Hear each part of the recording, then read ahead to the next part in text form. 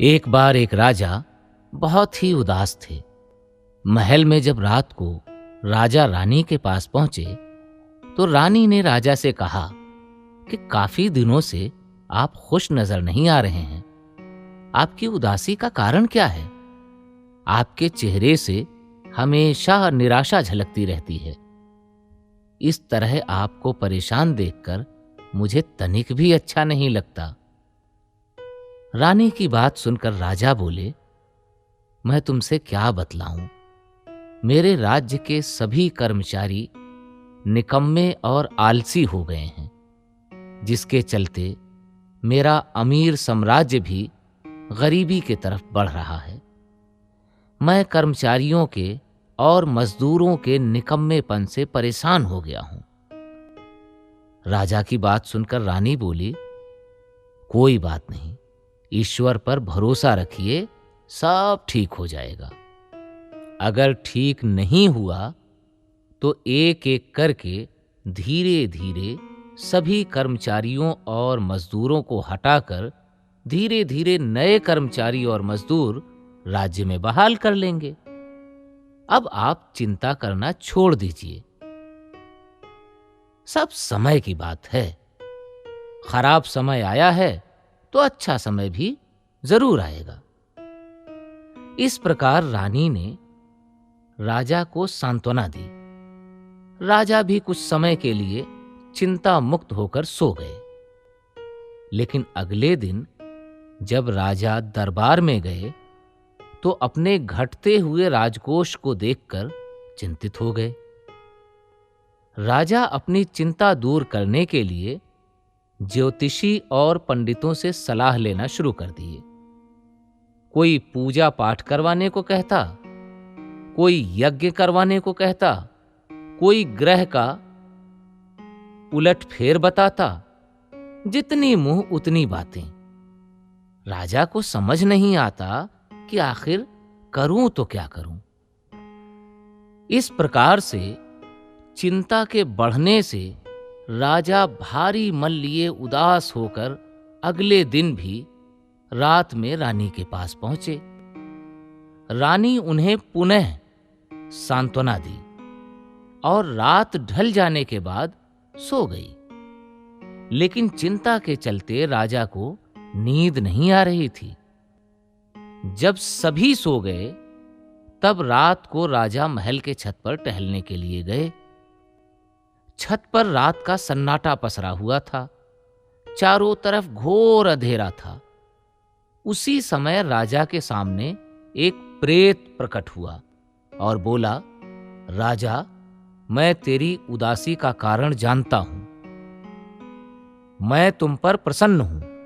मैं पलक झपकते तुम्हारा सारा कार्य कर दूंगा। तुम्हारी चिंता दूर हो जाएगी, राजकोष भर जाएगा।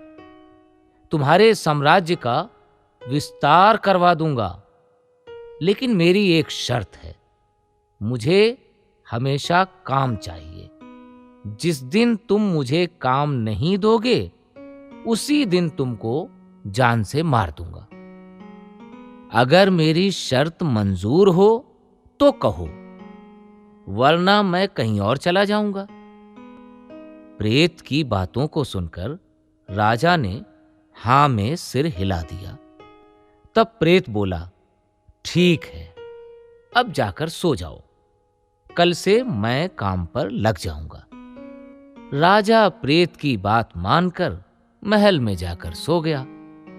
अगले दिन जैसे ही राजा दरबार में आया, प्रेत दरबार में हाजिर हो गया और बोला, मुझे काम बताओ। राजा ने कहा, मेरे जितने भी टैक्स जनता पर बकाया हैं, सबको लेकर आओ। राजा ने बकाये की लिस्ट प्रेत के हाथ में थमा दी। प्रेत पैसा वसूल करने गया। प्रेत के डर से सभी ने पैसे दे दिए, जिससे राजकोष बढ़ गया। प्रेत राजा को वसूली के पैसे देकर काम पूछने लगा। राजा ने कहा, मेरे बाग में नए नए पेड़ लगा दो और बागवानी को पानी से सींच दो। प्रेत गया, और बागवानी में नए पौधे लगा आया और बाग को सींच भी दिया। इसके बाद फिर राजा से काम मांगने लगा। तब तक शाम हो गई थी। राजा ने कहा कि तुम बड़े बड़े 52 तालाब मेरे राज्य में खोद दो। इतना कहकर रात में राजा महल में आ गए और प्रेत तालाब खोदने के काम में लग गया। राजा महल में गए तो बड़े ही चिंतित थे। राजा को चिंतित देखकर रानी ने चिंता का कारण पूछा तो राजा ने कहा कि अगर मैं काम नहीं दिया तो प्रेत मुझे मार डालेगा। कोई काम समझ में नहीं आ रहा है। कल मुझे वो छोड़ेगा नहीं, भरे दरबार में काम पूछेगा, नहीं बताने पर मार डालेगा। रानी बोली, ये कौन सी बड़ी बात है। आप उसी से एक मजबूत लोहे का खंभा जमीन में खुदाई करके गड़वाइए और जब मजबूत तरीके से खंभा जमीन में धंस जाए तो उसी पर चढ़ने उतरने के लिए बोल दीजिए। वो चढ़ता उतरता रहेगा, उसका काम कभी खत्म ही नहीं होगा। जब काम पड़ेगा तो उसे रुकवा कर काम पर लगा दीजिएगा। काम खत्म होने पर पुनः खंभे पर चढ़ने उतरने वाले काम में लगा दीजिएगा। राजा को रानी की बात बहुत पसंद आई। अगले दिन राजा ने दरबार लगाया और प्रेत काम पूछा तो राजा ने उसे खंभे पर चढ़ने उतरने के लिए बोल दिया। प्रेत अब रात दिन यही काम करता।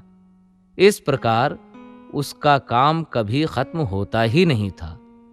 इस प्रकार रानी की बुद्धिमानी से राजा की जान बच गई और प्रेत के द्वारा तेजी से काम करने से राजा का नगर भी सुंदर हो गया।